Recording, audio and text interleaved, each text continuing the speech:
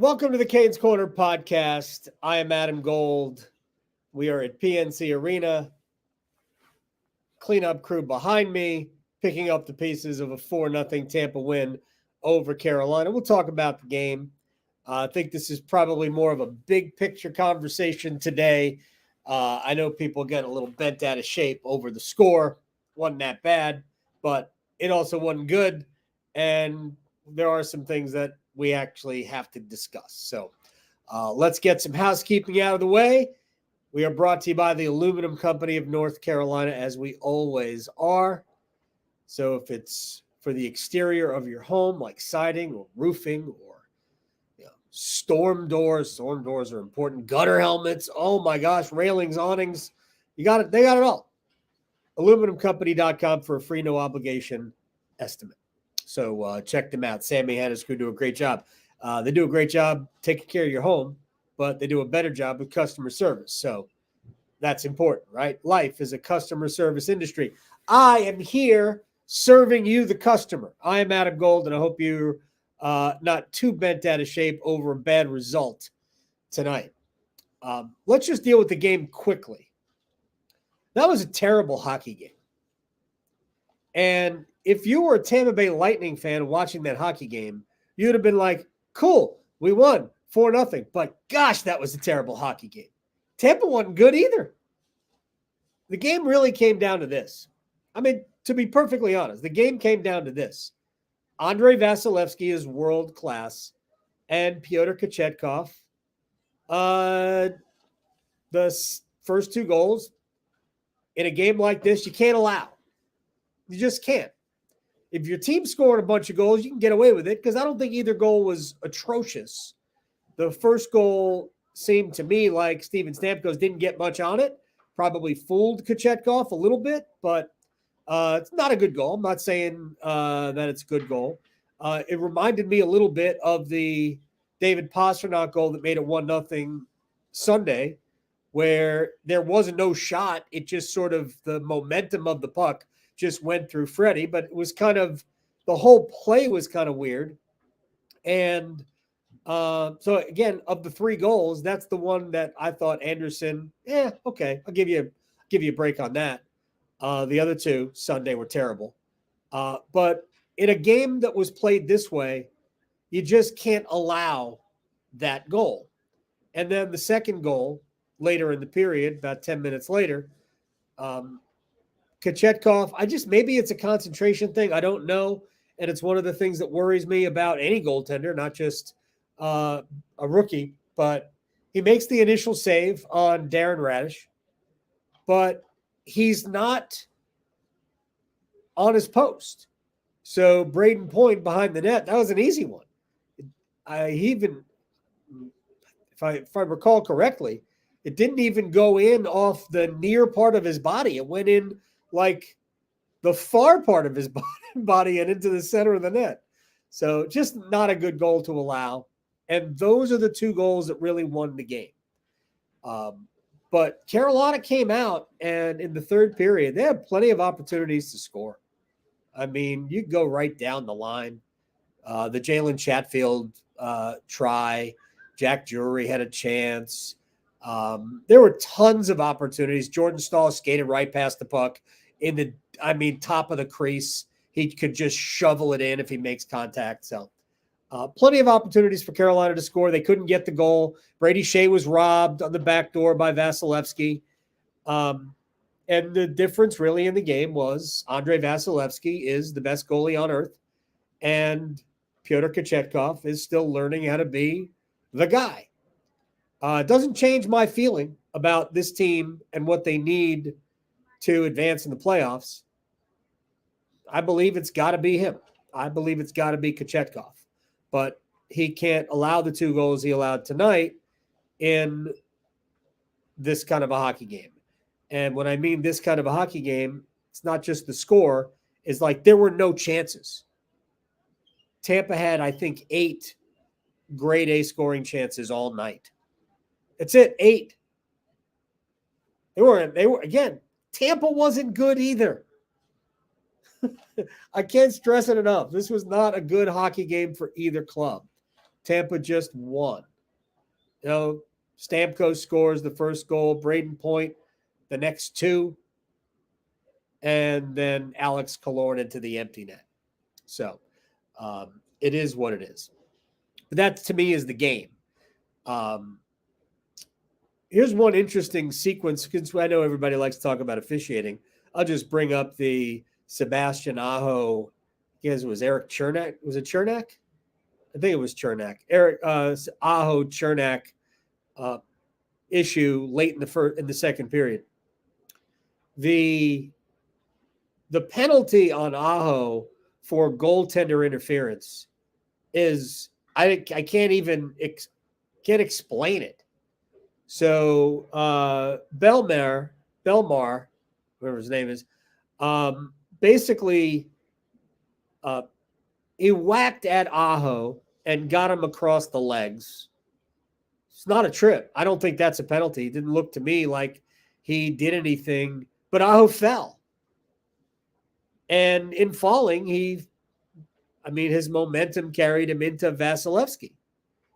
And to me, unless you're going to call that embellishment, then you are agreeing that the player, the defender, knocked Aho to the ice. And if that's the case, I don't know how you call goaltender interference there. And then you called Chernak, I think it was Chernak again, for basically a double minor for roughing. If anything, that's just the play on. Like, no penalties. Nobody gets a penalty in that situation. I'm not looking for a Hurricanes power play there. To me, that's just nothing. We just blow the whistle. It's two teams getting a little feisty, and that's okay. I thought they blew that. I know, and the worst part is that the Hurricanes have a power play, and you don't have your best player on it. I mean, not that it really helped the first power play they had, because that was atrocious. I do think it was interesting that Brent Burns and Shane Gostisbehere were out together. To me, that's because Burns has an elite shot and a quick release, and Gostisbehere is actually better at creating space at the top of the umbrella than Burns is. I don't know that Rod's going to stay that way. Brady Shea went out with the second unit. The second unit was better than the first unit. Part of the issue why the Hurricanes have struggled on the power play, or just struggled at times to create their offense, is that they're getting, and I used the term on Twitter, and by the way, I checked with my friend John Forsland, and he allowed me to use Fancy Dan. Because that's what I think Necas, and to an extent some other players, have become a little too much of. There's a little bit too much fanciness to the game. And in my opinion, and I think the head coach would agree, the Hurricanes have to be much more direct. There's got to be more north-south now. And we'll get to the latest development, the potential Stefan Noesen injury, as more proof that this team simply needs to be straight ahead. We're going to get the pucks in deep. We're going to try to go use our forecheck and go get it. That's going to be their game. There's not a lot of fancy to this team to begin with right now, and they're going to have to be a harder, heavier team from here on in, and that means everybody. And otherwise, I just don't see where the goals are coming from. They're going to have to create havoc and traffic and bodies and all of that in front of goaltenders. There was some of that. Actually had a lot of deflections that went wide of the net. Again, I'm not saying that Carolina was good, but there were opportunities for Carolina to score a bunch of goals tonight and didn't do it. But part of that is Vasilevsky is great, and part of that is it just didn't work tonight. But I didn't think either team was good. So the Noesen injury, just to describe it, he went in to check Nick Paul. Try to deliver a hip check. Paul's a pretty big guy. Noesen is big, but not that big. And Noesen kind of left his feet to deliver the check. and check is clean. And Paul, who kind of checked back into Nason, that was clean. There's nothing dirty about the play at all. And or nothing that would warrant a penalty on the play at all. And when Nason was landing on the ice, it looked to me like the back heel of his, I think it was his right skate, made contact with the half wall and looked maybe like his knee kind of twisted. And I don't know what the injury is, but he didn't play in the third period, skated off under his own power, didn't play in the third period. And we hope it's not a issue that's going to keep him out for a long time. Never thought you'd say this at the beginning of the year, right? But I don't know what they'll do if they don't have Stefan Nason on the ice. It leads the team in power play goals. They don't have a lot of goal scoring right now, to be honest, without Andrei Svechnikov on the ice. And I will simply say this. I mean, injuries post-deadline, it's kind of hard to say we should have done this, should have done this, should have done this. Because you should have done that without the injuries, right? But where are the goals coming from? Aho, sure. Necas, sure. Shea? Burns?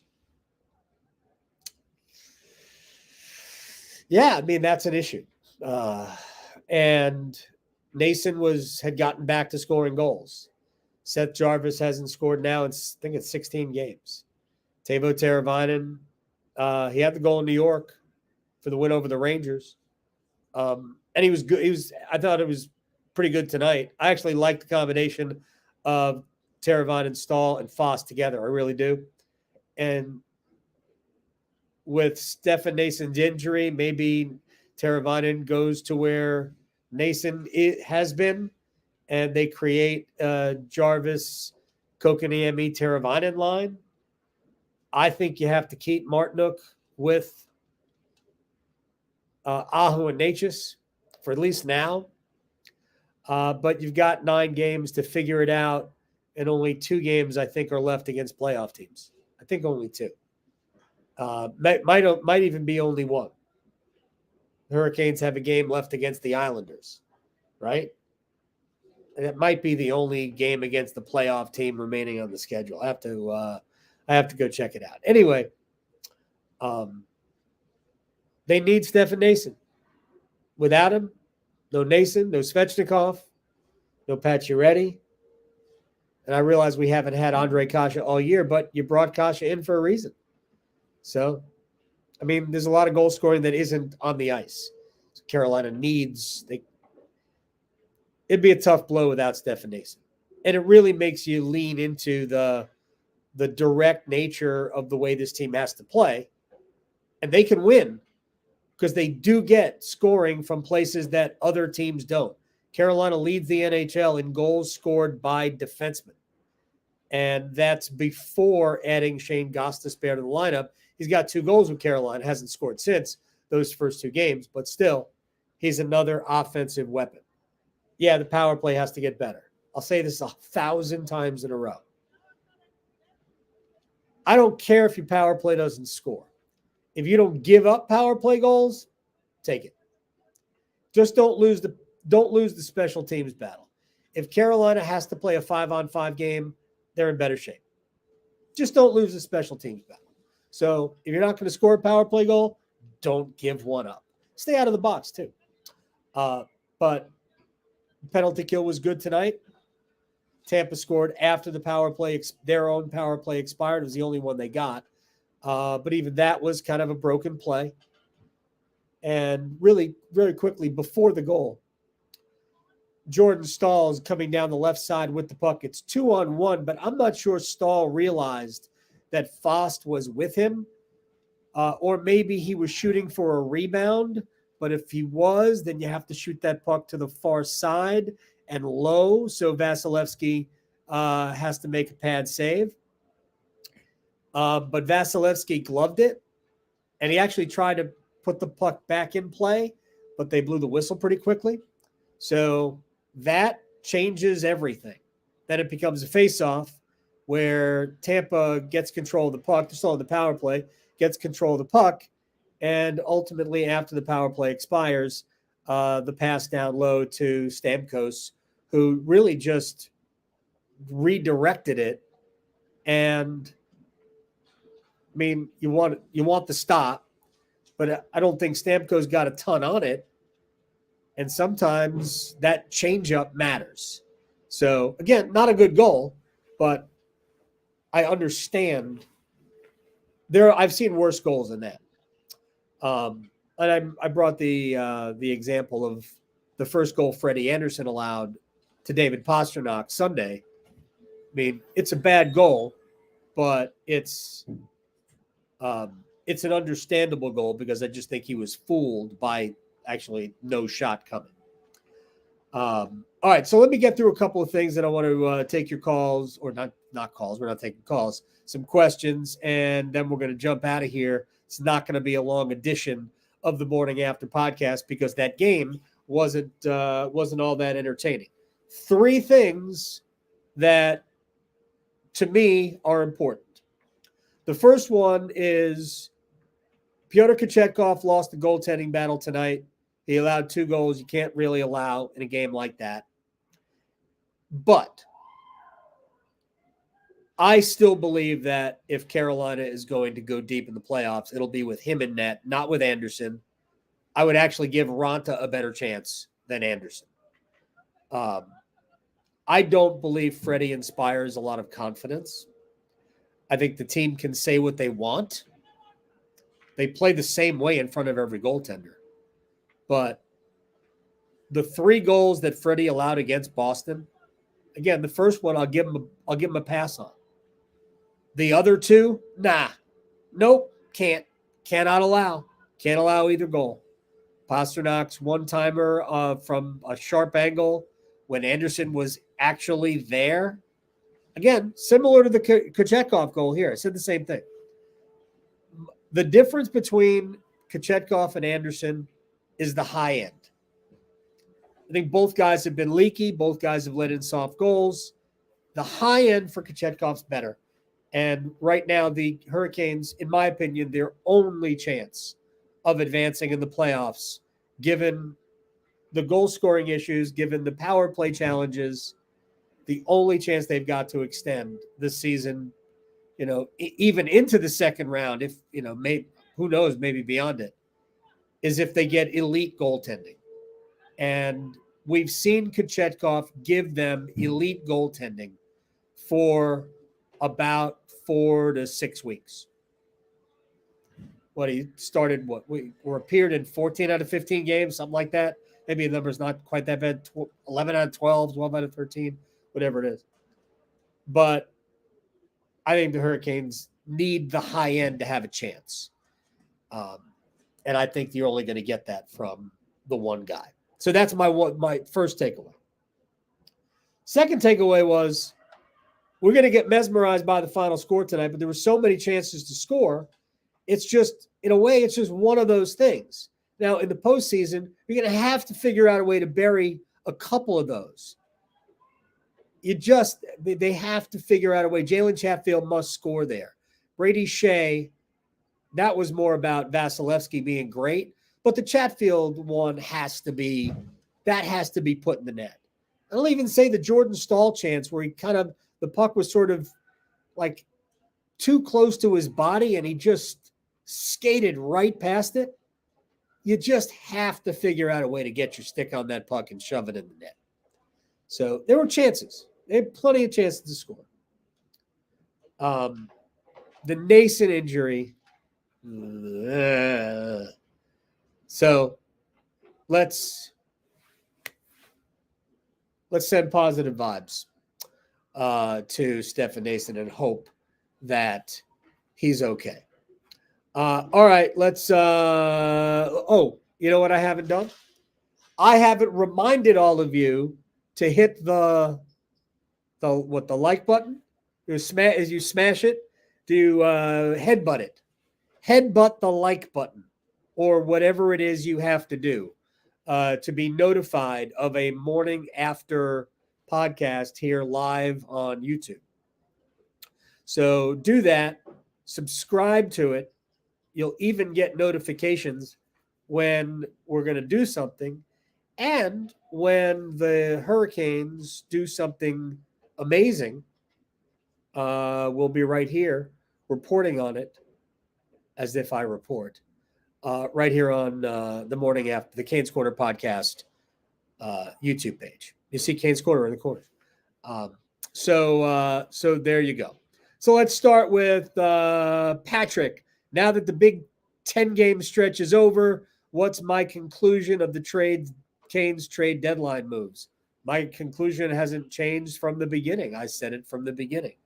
I thought they missed an opportunity to replace what they lost. Not about Svechnikov. You cannot predict injuries. So let's not be silly about it. But they signed Max Pacioretty for a reason and then decided after losing him to the Achilles injury, which was a long time ago now, they decided that they didn't need him. They should have replaced Max Pacioretty. Are you going to replace him with another 30-goal scorer? Well, they obviously didn't. You could have. You could have gone for a Vladimir Tarasenko. Could have. Patrick Kane was never coming here, so don't even complain about that. Patrick Kane was only going to one place, and he went to the Rangers. But, yeah, they could have added Vladimir Tarasenko. They could have tried to get Ryan O'Reilly from St. Louis. Of course, Ryan O'Reilly's been hurt ever since he came over from the Blues to the Maple Leafs. Heck, the guy who played for Tampa tonight was a very good pickup in Tanner Jeannot. I don't know why the Bolts gave up as much as they did, but that would have been a good pickup too, because Jeannot can score goals, and he's a big physical player. That would have been fine. Some of the other stuff that Carolina was rumored to be interested in didn't make any sense. Jacob Chikrin didn't make sense to me. Nick Schmaltz didn't make sense to me. Lawson Krause would have made sense to me from Arizona if you wanted to go get him. He doesn't score a ton. He scores. Doesn't score a ton, but he's a big body, and he can certainly be physical. Honestly, he didn't do much yet Sunday, but Tyler Bertuzzi would have made some sense for Carolina because he's a kind of a big physical player who can score some. That would have made some sense. They tried to do a couple of things. They tried to get Timo Meier, didn't go. They were in on Bo Horvat. The Canucks chose the better prospect, essentially, that the Devils offered. They offered 2 defenseman prospects. So the deadline moves were the deadline moves. They were the injury to Nason or anything like this doesn't add to anything. They traded for Max Pacioretty for a reason. They didn't replace it.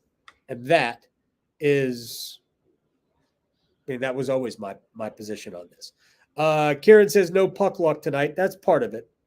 And Carolina didn't get a good bounce tonight. But you also, they were bad for the most part until the third. They were pretty mid to sus in the third period. Will, is this the same Will? Is this another question? No, did we have a different person? Kind of feels like they need to win games 3-2 or 2-1 in the playoffs. Yeah. The regular season too. Look, I'm not trying to be flippant here, but I've said that before. Hurricanes need to win 3-2 hockey games in the postseason. By the way, that's an acceptable score, one way or the other. That's just a normal playoff style hockey game, and that's what Carolina is going to try and do. Again, Carolina did not allow enough chances to lose the game. If we were judging this game based on who had more chances to score, Carolina wins. Tampa's goalie is better than the Hurricanes goalie. I mean, that's really the outcome in a nutshell tonight. Wesley, is it weird that this game had no impact on my opinion of the team? Felt like a trash game and easily could have gone the exact opposite way. Right there. Exactly. That's why I'm not upset about the game. Would have been great to win that game. But had they won that game, I would have said the same thing after it. What an awful hockey game. It's a terrible hockey game. Again, the joke is they didn't grow the game tonight. There was nobody in the building who watched a hockey game for the first time that left and said, I got to see that again. There was just nothing there. And it happens. Again, man, especially in the second half of the year, with the games coming rapid fire, I'm not surprised at all that we had a game that neither team was all that great. And neither team was good. Let's see what else we can get here. I'm not dealing in absolutes tonight. Sorry. So if you say this team can't do this team can't do this, this team has to play a certain way. If the team plays a certain way, they can win any game they play. I don't care if we don't have the sexy goal scorer of the Rangers or the Lightning or Toronto. Carolina can win these games 2-1, 1-0. Their margin for error is less, obviously, but their style can overcome the loss of goal scoring. They simply need they need the goalie to be as good as the goalie can be, which is why I come back to Kochetkov has to be the goalie. Matthew, thanks for the Steely Dan during the aftermath. See, that's my friend Rusty Helser. He did the Steely Dan during the aftermath. Let's see if we have any other good questions here. Are the Canes' chances of number one Metro still better than 50-50? Yes. Of course. I mean, let's do math. The Hurricanes have a 3-point lead over the Devils. They have one more game to play than the Devils. Math. Yes. They have the best chance to win the Metro. Are they going to? I mean, if you're telling me to predict, I would say yes. But Sawyer, do you believe Jamieson Reese could get called up? Yeah. I don't know that Jamieson Reese helps. I don't know that anybody playing for the Chicago Wolves will have an impact on this team. I don't. I'm not saying they can't, but there's nobody right now playing in the minor leagues who is anything better than a depth piece. Certainly now, but probably in the future. There's no top six forward playing in Chicago. Not for the Wolves. So, I mean, especially now. I'll just read this because it's staring me in the face. Same story as last 3 years, can't score. Will be lucky to win one round. I've answered that question already. Done with that. Who has a better milkshake, Cookout, or Goodberries? At the risk of angering many, I'm not a Goodberries guy. It's got his time and place, but I'll just do the concrete at Goodberry's. And to me, that's a last resort. The concrete ain't all that. It's okay. It's all right. Cookout milkshake, next level. I prefer the cookout milkshake. Let it sit a little bit. It needs to come back to room temperature just a hair. And if you do anything chunky in it, like Reese's, you might as well just get the spoon out because you'll end up tiring your throat muscles out trying to suck it through the straw. And that's all I got on that. Final question from Samuel, and this is a good one. And it is the question that is probably most necessary to get right between now and the end of the entire season, including the playoffs. What is it that's hurting Teravainen's game? I don't know the answer to that, but I only know this. They can't win without him. Can't. Teuvo Teravainen is the jigsaw puzzle piece that finishes it all. Teuvo Teravainen unlocks the power play. He's great on the penalty kill. He's good for Sebastian Aho. He's good for whomever he plays. And without Svechnikov and without Pacioretty and potentially without Nason, you need goals. And Teuvo Teravainen has to help provide them. It can't just be Aho and Necas. It can't be the blue line. Teuvo Teravainen is the conduit to all of it. And without him, they're probably sunk. What I'm hoping, counting on, is that when the playoffs start, new season. And you see that enough where bad year, good playoffs. We've seen great year, bad playoffs before. Heck, Andrei Svechnikov's done that. Let's hope Teuvo Teravainen goes the other way. And with that said, I am Adam Gold. This has been the Morning After podcast. We are here live on YouTube after Hurricanes games now, for pretty much for the rest of the season.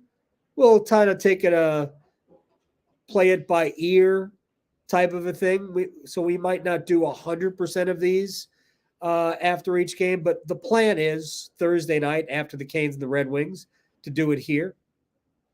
I'll be on the back porch for that. That'll be fun.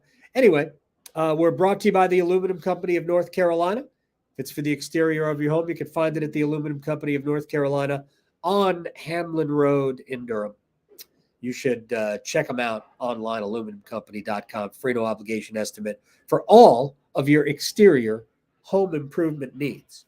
So hit the like button, smash it, headbutt it, elbow it, kick it in the groin. I don't care, but it's good for us.